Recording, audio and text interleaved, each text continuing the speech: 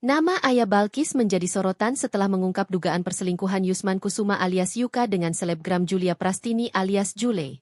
Hubungan terlarang Yuka dengan Jule diduga telah berlangsung lama dan kini baru terungkap.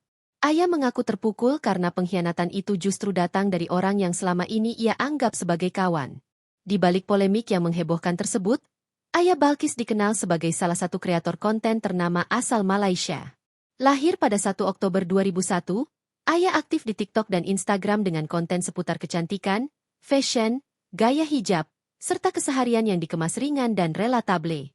Akun TikTok Aya diikuti jutaan penggemar, tak hanya dari Malaysia tetapi juga dari Indonesia.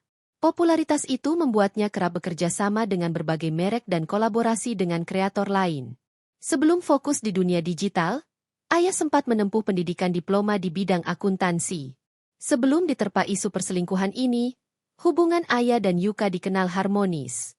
Kisah pertemuan mereka di Bromo, Jawa Timur, hingga hubungan romantis yang sering dibagikan di media sosial, sempat membuat banyak penggemar mengidolakan pasangan ini.